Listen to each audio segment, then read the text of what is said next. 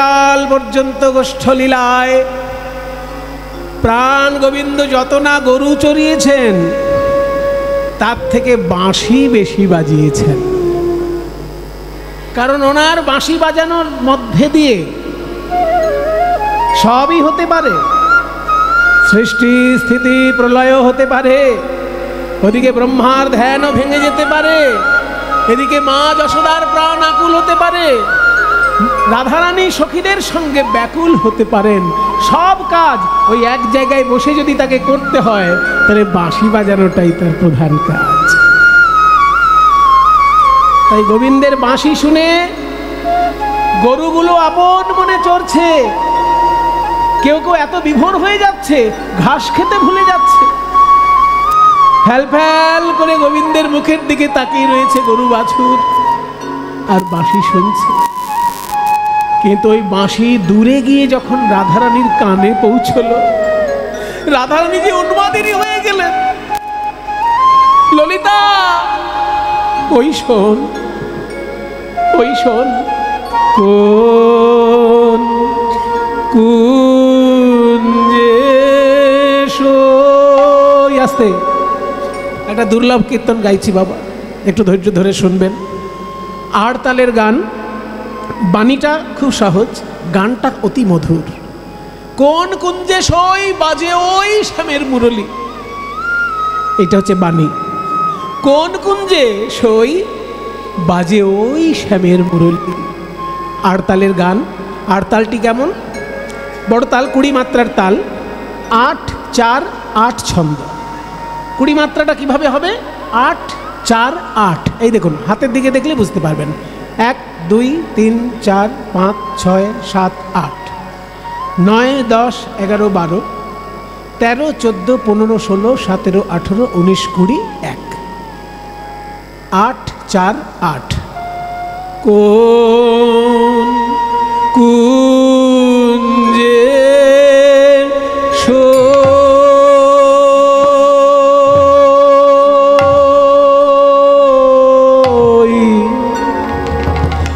বাজে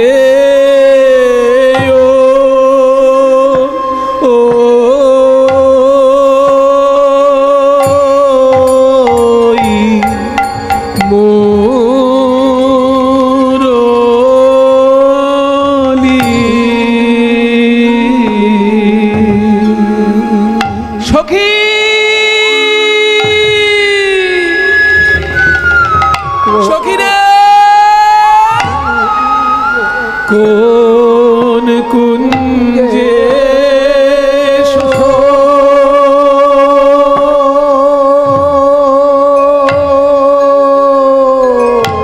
আসল কীর্তন এগুলো বাজে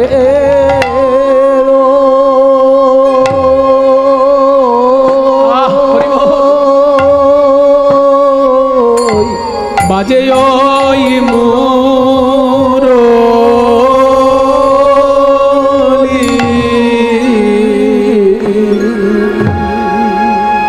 সখী রে। ওগো তোরা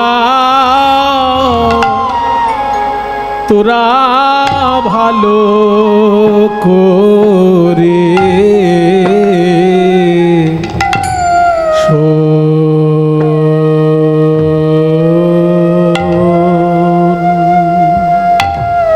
শোন শোন বাঁশি তোদের বাজে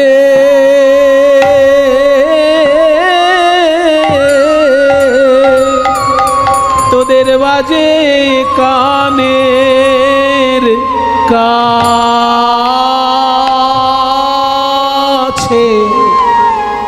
আর আর আমার বাজে প্রাণের মাঝে তোদের বাজে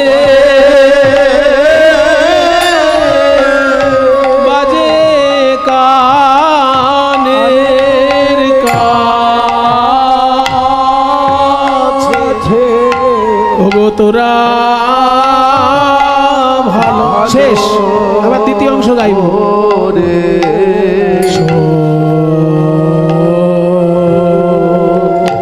গানটির দুটি অংশ আছে, একটা অংশ শেষ হলো, এবার বাকি অংশ। তোরা শ্রবণ পাতিয়া শোন গো বাজে শ্যামের মুরলী। শ্রবণ পাতিয়া মানে কান পাতে, কান পেতে শোন, ওই শ্যামের বাঁশি বাজছে। সখী তোরা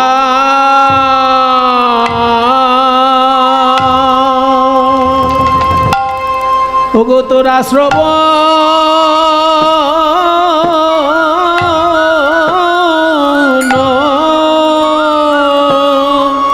পাতিয়া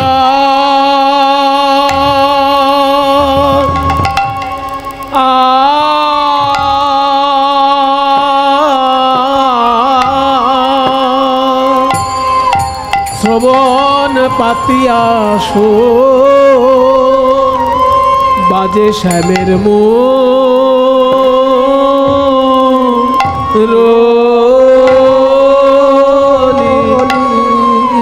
ওগো তোরা শ্রবণ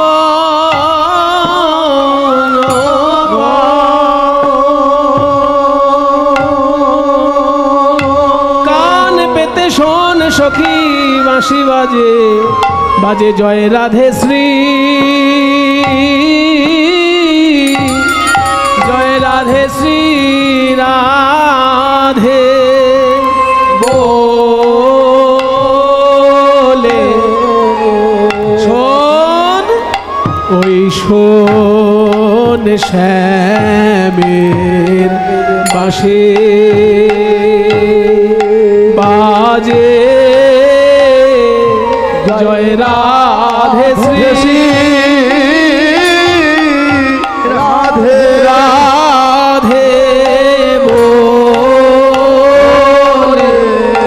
শোন ওই শোন শ্যামের বাঁশি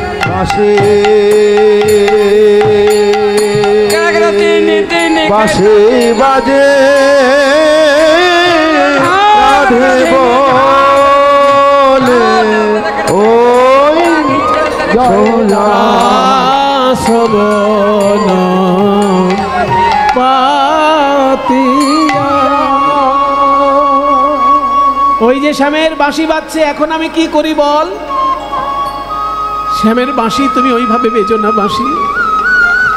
তোরা শোন সই মোহন মুরলী কুঞ্জে বাজে ওই। তোরা শোন সই মোহন মুরলী কুঞ্জে বাজে ওই। কুঞ্জে বাজে ওই কুঞ্জে বাজে ওই কুঞ্জে বাজে ওই কুঞ্জে বাজে ওই কুঞ্জে বাজে ওই।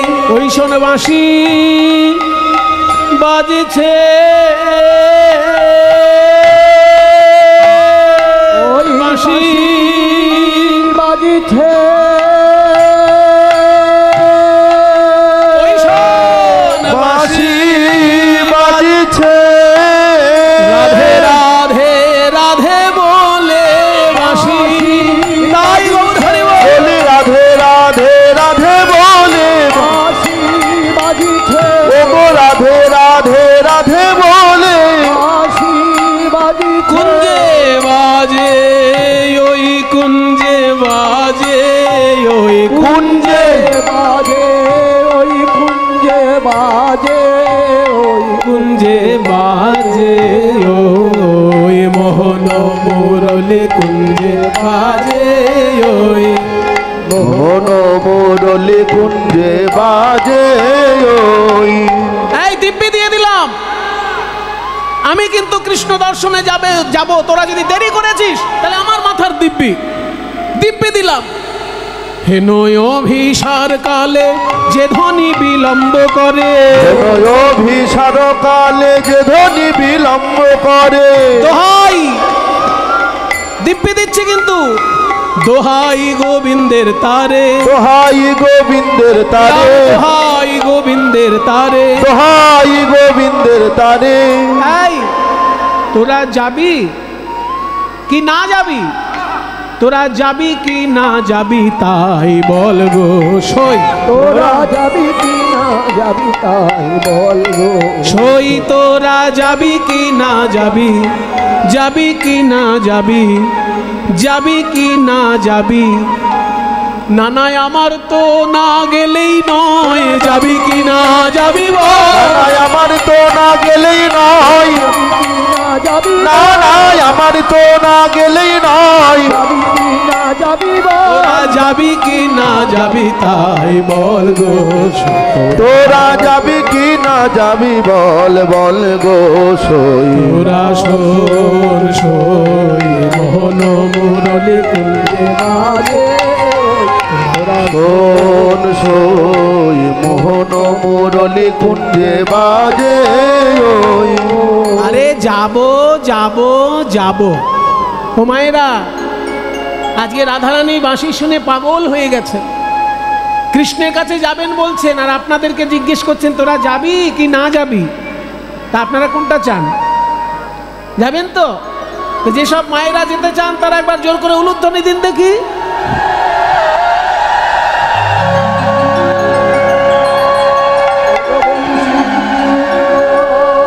এত জোরে?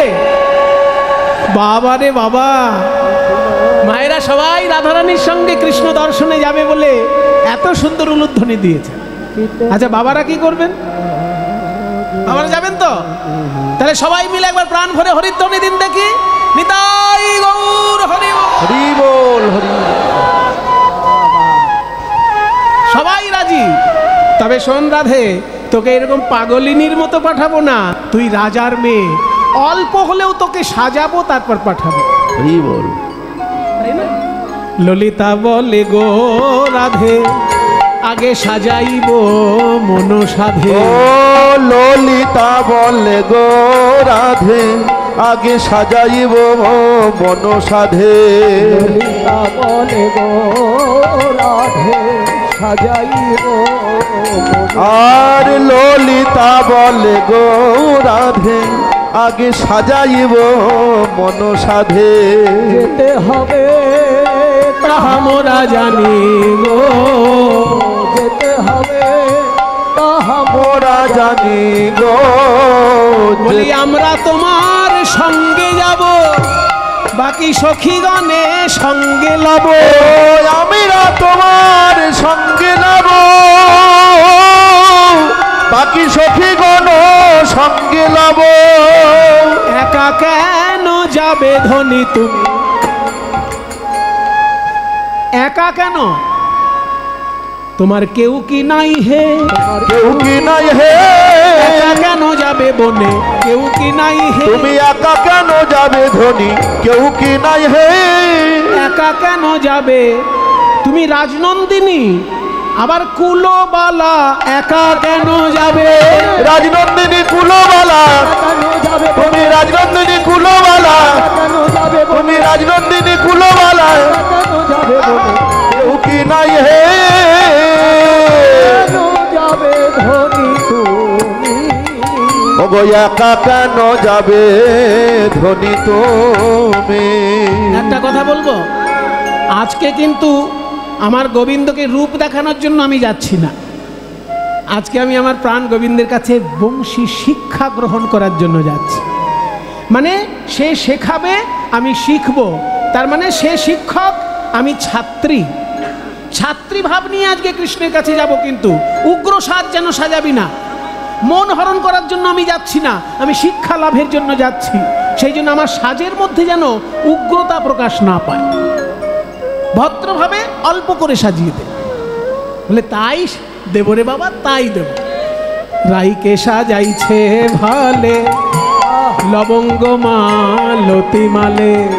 রায়কে সাজাইছে ভালে, লবঙ্গ মালতি মালে। চন্দনের বিন্দু ভালে দিল গো, চন্দনের বিন্দু ভালে দিল গো। মায়েরা একটু খেয়াল করুন, কি সুন্দর পদাবলী সাহিত্য।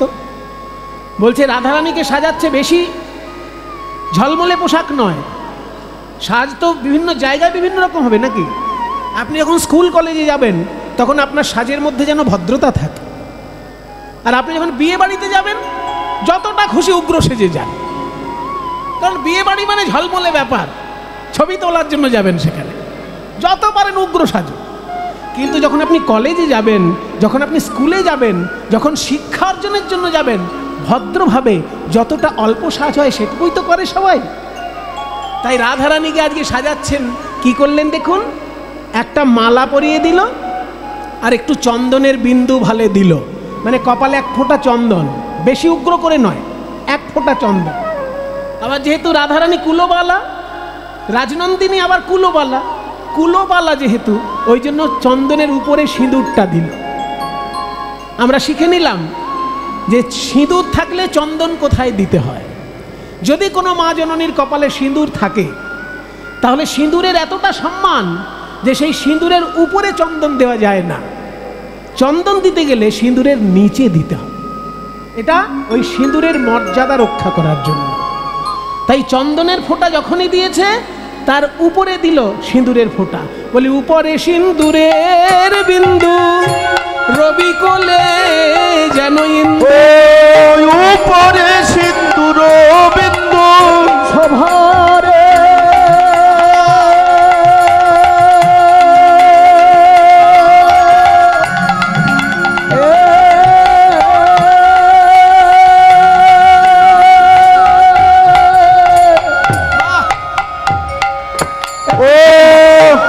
উপরে সিন্দুর বিন্দু, রবি কোলে যেন ইন্দু।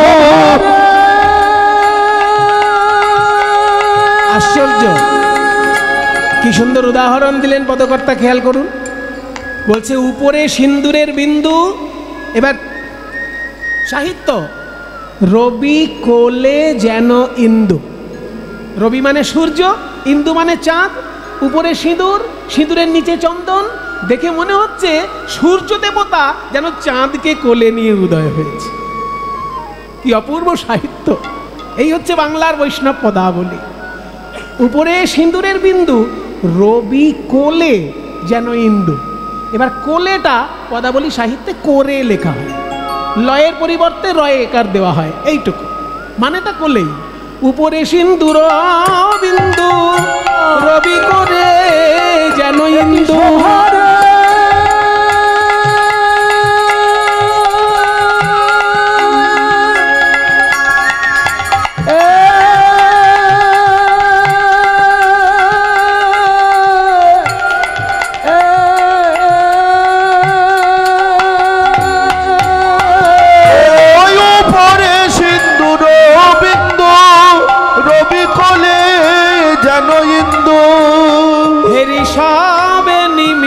তেজিল। উমা, একটা ফুলের মালা, এক ফোঁটা চন্দন, এক ফোঁটা সিঁদুর, এতেই এত রূপ ফুটে ওঠে, আমরা কোথাও দেখিনি। হেরি সবে নিমিখ তেজিল। নিমিখ মানে চোখের পলক, চোখের পলক যেন পড়ছে না, এত সুন্দর দেখাচ্ছে রাধারানীকে। কারো চোখে পলক পড়ে না, কারো চোখে পলক পড়ে না, রাই বদন পানে চেয়ে চোখে পলক পড়ে না, ওই রাই বদন পানে চেয়ে তারাই অপলকে চেয়ে রইল, রাই বদন পানে চেয়ে রাধে রাধে ও রাধে রাধে রাধে রাধে রাধে রাধে। তাদের চোখে পলক পড়ে না, অনিমিখে নয়ন তেজিল গো, আজ হেরি সবে নিমিখ তেজিল। হ্যাঁ রে, অল্প সাজাবি বলে এত অল্প? একটা মালা, এক ফোঁটা চন্দন আর এক ফোঁটা সিঁদুর, আমি রাজার মেয়ে না, দুই একটা গয়না দিবি না আমাকে, নাহলে আমার বাবার সম্মানটা থাকবে কি করে? ও মা, এই বলছিলিস বেশি সাজবি না?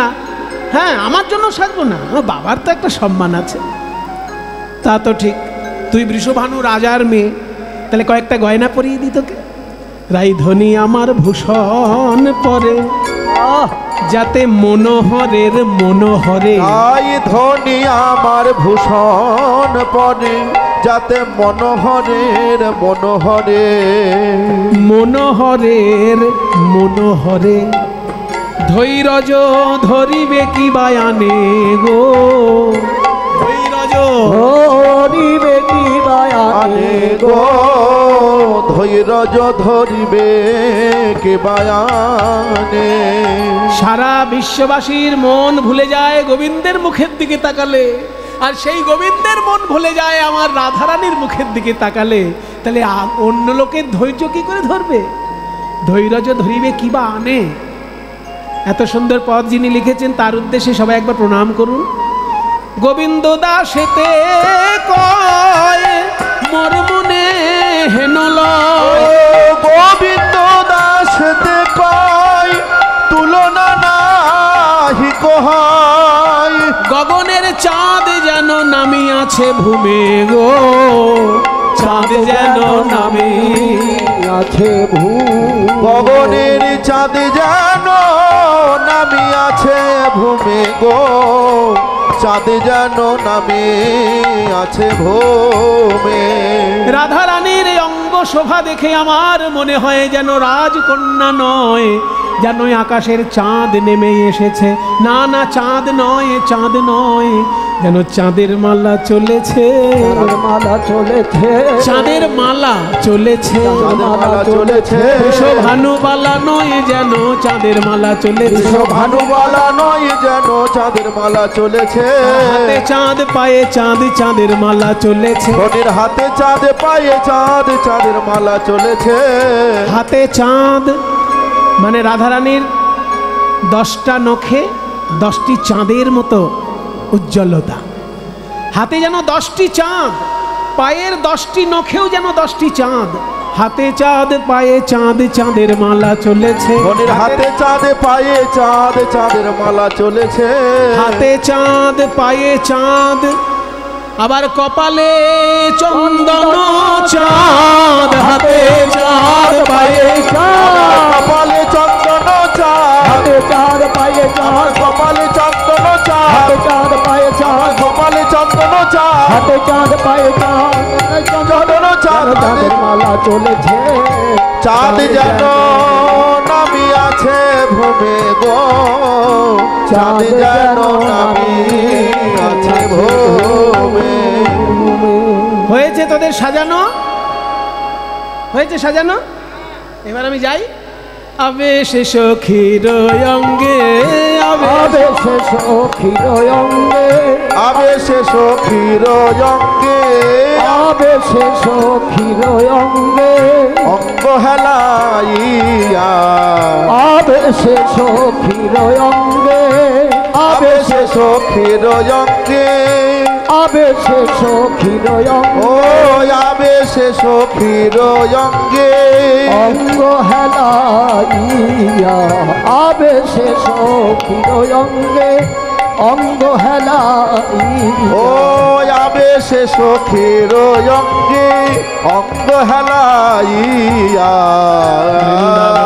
প্রবেশিল শ্যাম জয় দিয়া, বৃন্দাবনে প্রবেশিল শ্যাম জয় দিয়া, বৃন্দাবনে যাইয়া বৃন্দাবনে যাইয়া রাই, ইতি উতি চায়, বৃন্দাবনে যাইয়া রাই, ইতি গুটি চাই, মধুর বৃন্দাবনে যাইয়া রাই, ইতি উতি চায়। বৃন্দাবনে যাইয়া রাই, ইতি উটি চাই, মাধবীলতার আড়ে দেখে শ্যামরা, আর মাধবীলতার আরে দেখে শ্যামরাই।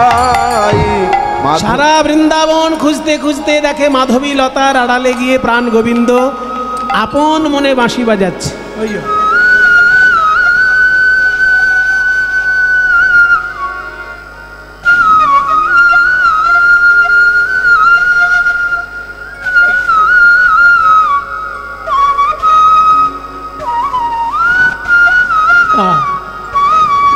আপন মনে বাঁশি বাজাচ্ছে গো। আমি যে এসেছি সেটা বুঝতে পারছে না, কিন্তু আমি কি করে জানাবো বধূ আমি এসেছি? মন দিয়ে বাঁশি বাজাচ্ছে, ওকে তো বিরক্ত করা যাবে না। তাই রাধারানী কি করলেন, যে সুরে গোবিন্দ বাঁশি বাজাচ্ছেন ওই সুরের ভেতর থেকে তালটাকে বেছে নিলেন। তালটাকে ধরে ফেলে সেই তালে নুপুরের ধ্বনি করতে লাগলেন।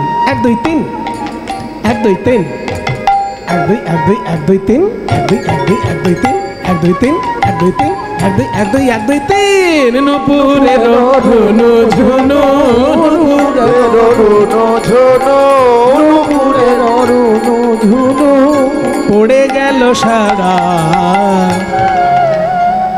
যেই নুপুর বেজে উঠেছে অমনি গোবিন্দ চমকে উঠলেন।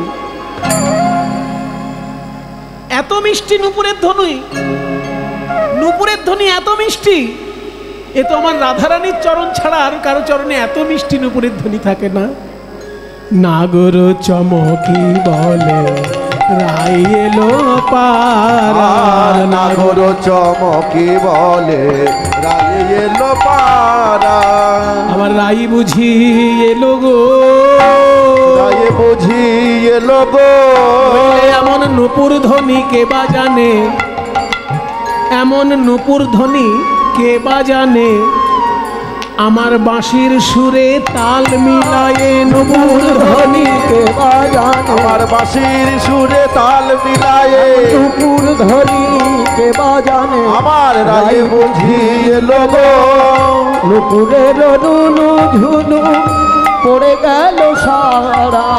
আর নুপুরের রুনু ঝুনু, পড়ে গেল সারা। নাগর চমকি বলে রাই এলো পারা, আর নাগর চমকি বলে রাই এলো পারা। এসো রাধে এসো, বলো আমি তোমার কি সেবা করতে পারি। কি অপূর্ব দৃশ্য দেখুন। বাঁশির সুরের টানে রাধারানী গোবিন্দের সামনে এসেছেন, আর গোবিন্দ কি করলেন, নিজ পিত বাঁশ দিয়া রাধার চরণ ধুলা ঝাড়ে, নিজের ওড়না দিয়ে রাধারানীর পায়ের ধুলো মুছে দিচ্ছেন। আর তাই দেখে ললিতা মুচকি হাসে কুন্দলতার আড়ে। ললিতা হাসছে, ওই দেখ নাগর শিরোমণি গোবিন্দ রাধারানীর চরণের ধুলো ঝেড়ে দিচ্ছেন নিজের ওড়না দিয়ে। তারপর কি করলো, চূড়ার মধ্যে সব থেকে সুন্দর যে ফুলটা ছিল সেই ফুলটা ভেঙে নিয়ে রাধারানীর চরণে পুষ্পাঞ্জলি দিচ্ছে। কারণ আজকে রাধারানী সামনে এসেছেন, অতিথি অতিথি হয় নারায়ণ, তাই মাথার চূড়ার ফুল ভেঙে নিয়ে কৃষ্ণ রাধারানীর চরণে পুষ্পাঞ্জলি দিচ্ছে। পদকর্তা বলছেন, ভাঙিয়া চূড়ার ফুল, ভাঙিয়া চূড়ার ফুল, হাতে করি নিল নম প্রেমময়ী রায় চরণে দিল, নম প্রেমময়ী বলে রাই চরণে দিল, নম প্রেমময়ী বলে রাই চরণে দিল। আর নম প্রেমময়ী বলে রাই চরণে দিল। এই ছেলের আবদার যে একটা ইংরাজিতে একটু মহাপ্রভুর গান শুনব, কি আবদার চিন্তা কর। Our Gauranga moon descends on our golden Nadia, এই গানটি আমি রচনা করেছিলাম। আমার সোনার গৌরাঙ্গ নেমে এলো সোনার নদিয়ায়। নদিয়ার সৌভাগ্যাকাশে মহাপ্রভু কিভাবে অবতীর্ণ হলেন সেই নিয়ে একটু ইংরেজিতে রচনা করেছিলাম। গৌরাঙ্গ অ্যাজ মুন ডিসেন্ডস, মানে নেমে এসেছেন অন আওয়ার গোল্ডেন নদিয়া, সোনার নদিয়ায় যেন গৌরাঙ্গ মহাপ্রভু চাঁদ রূপে নেমে এসেছে।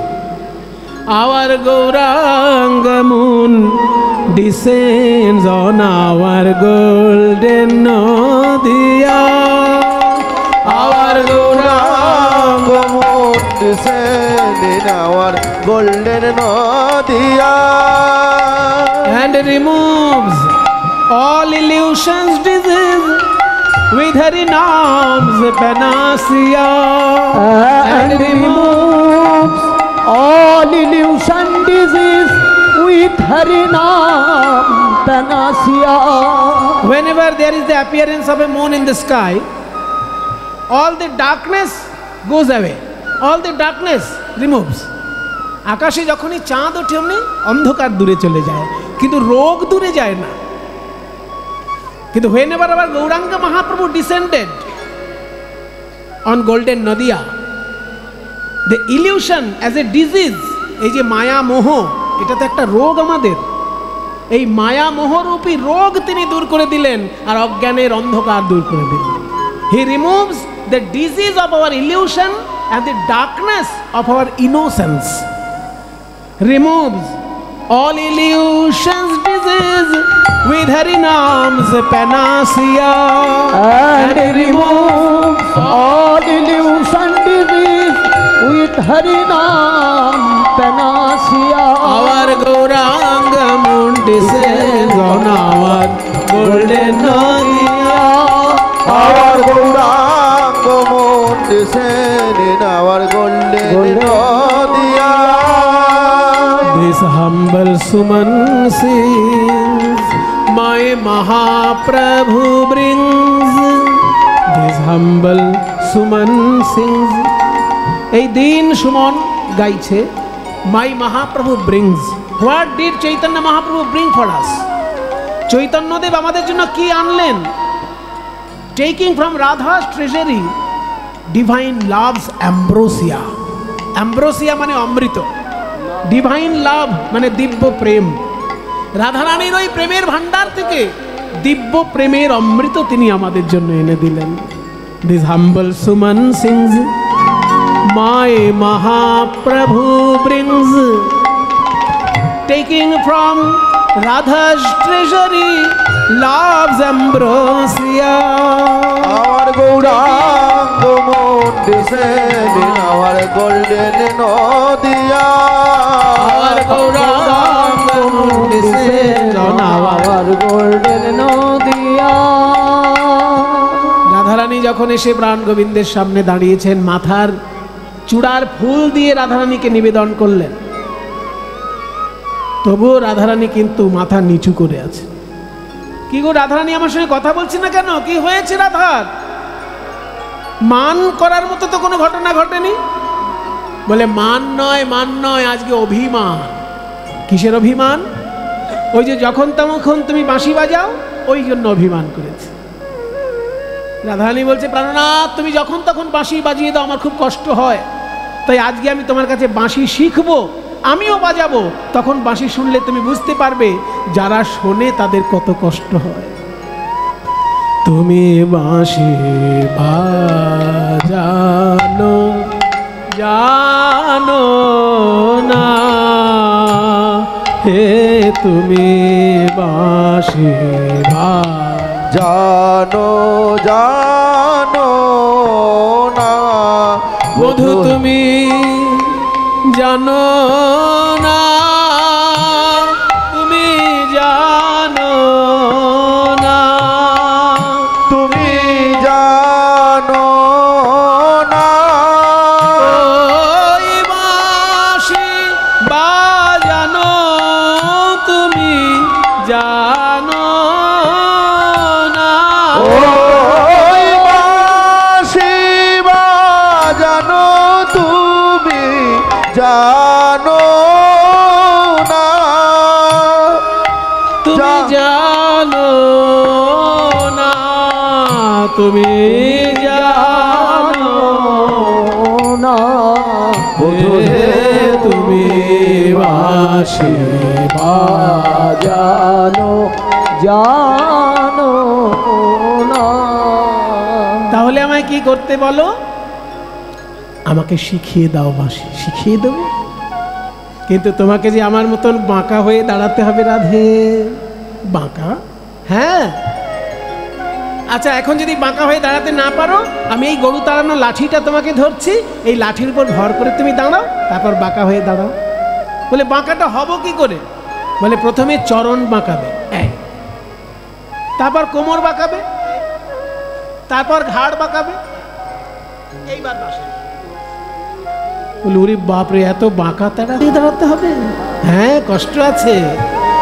মুরলি শিখিবে রাধে, শিখাইব মন সাধে গো,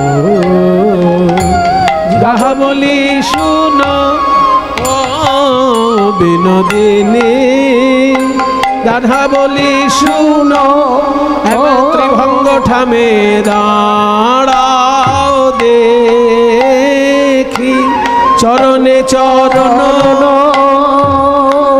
ধুয়ে ত্রিভঙ্গ ঠামে দাঁড়াও দেখি চরণে চরণ ছেদে একবার ত্রিভঙ্গ ঠামে দাঁড়াও দেখি চরণে চরণ ছেদে একবার ত্রিভঙ্গ ঠামে দাঁড়াও দেখি চরণে চরণ ছেদে ত্রিভঙ্গ ঠামে দাঁড়াও দেখি চরণে চরণ ছেদে ত্রিভঙ্গ ঠামে দাঁড়াও দেখি। কষ্ট করে আমি দাঁড়াবো, সব করব, কিন্তু আমাকে শিখাতে হবে। রাধারে লইয়া শ্যাম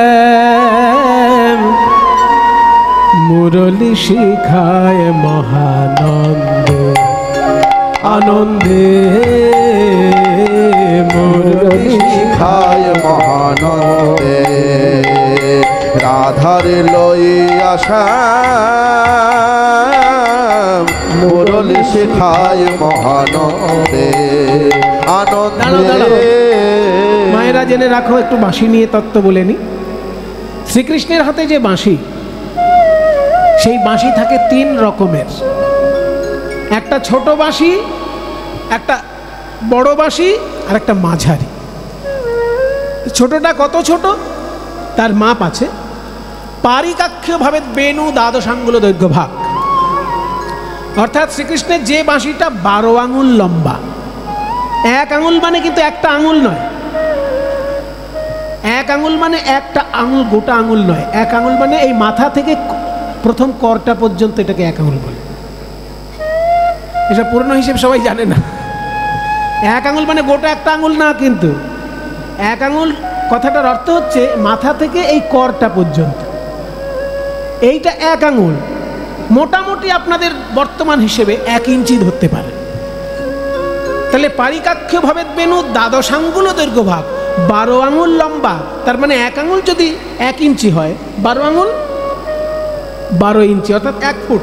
মোটামুটি এই মাথা থেকে শুরু করে এই পর্যন্ত, এইটার অর্ধেক ধরুন, এই বাঁশিটার অর্ধেক ধরুন। 1 ফুট যে শ্রীকৃষ্ণের বাঁশিটি 12 আঙুল লম্বা, সেই বাঁশিটির তীক্ষ্ণ আওয়াজ। ছোট বাঁশির সবসময় তীক্ষ্ণ আওয়াজ, ছোট বাঁশি বাজছে, ওই যে ছোট বাঁশির আওয়াজ তীক্ষ্ণ হয়। 1 ফুট যে বাঁশিটি, সেটা তীক্ষ্ণ আওয়াজ হয়, সেই বাঁশিটির নাম হচ্ছে বেণু। আর মাঝারি যে বাঁশি 17 আঙুল লম্বা, মোটামুটি ধরুন প্রায় এইরকম, এই মাঝারি যে বাঁশিটি সেটা 17 আঙুল লম্বা, তার 8টি ছিদ্র। আর যেটা বড় বাঁশি সেটা 2 হাত লম্বা। 2 হাত মানে এই যে 2 হাত বলতে আরো এতটা হবে। 2 হাত লম্বা শ্রীকৃষ্ণের যে বাঁশি, সেটা হচ্ছে হস্তদ্বয়মিতায় আমা মুরলী চারুনাদিনী, সেটাকে বলে মুরলী। আজকে রাধারানী বংশী শিক্ষা করছেন, তাতে 8টি ছিদ্র আছে, কিন্তু বংশীটাকে এখানে মুরলী বলা হচ্ছে।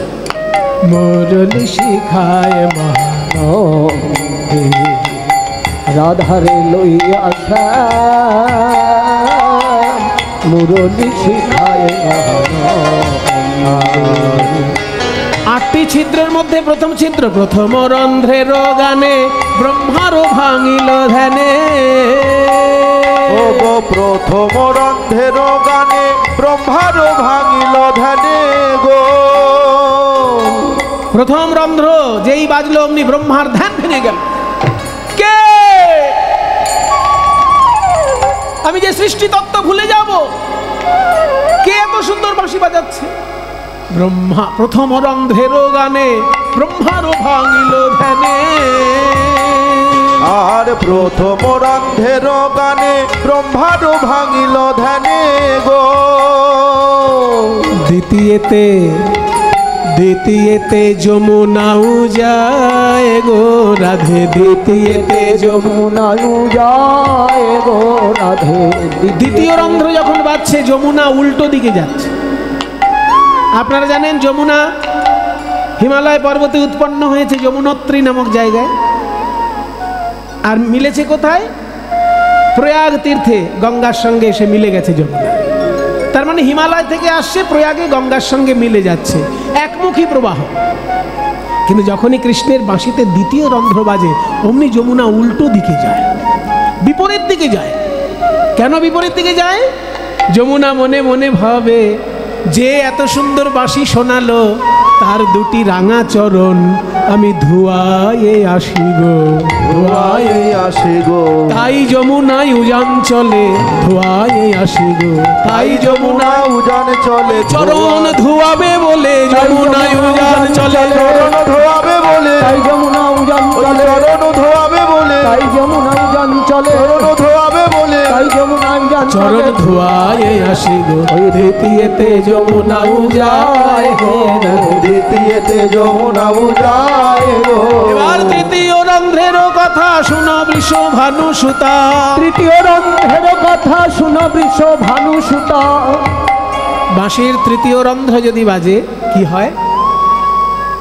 পবনেরও হত গতি হয় হে রাধে, পবনেরও হত গতি হয় গো। পবন, পবন মানে বাতাস। বায়ু বা বাতাস কখনো স্থির থাকে না। এখন এখানে আছে তো একটু পরে অন্যদিকে চলে যাবে, কিন্তু সেই পবন স্থির হয়ে যায় যদি কৃষ্ণের বাঁশিতে তৃতীয় রন্ধ্র বাজে। স্থির কেন হয়?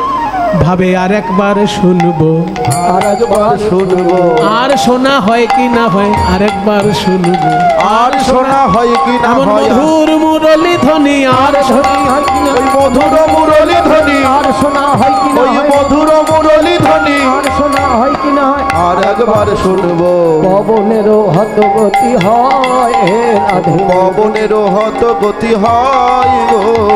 চতুর্থ রন্ধ্রের সুরে ধেনুগণ আপনি ফিরে, চতুর্থ রন্ধ্রের সুরে ধেনুগণ আপনি ফিরে, মুখে ঊর্ধ্ব পুচ্ছে ধায়, মুখে ঊর্ধ্ব পুচ্ছে ধায়। চতুর্থ রন্ধ্র যখন বাজে গরু বাছুর ঘাস খেতে ভুলে যায়, মুখের ঘাস মুখে থাকে, তৃণগুচ্ছ তুচ্ছ করে উচ্চ পুচ্ছ করে তারা গোবিন্দের দিকে ঊর্ধ্ব পানে ছুটে যায়।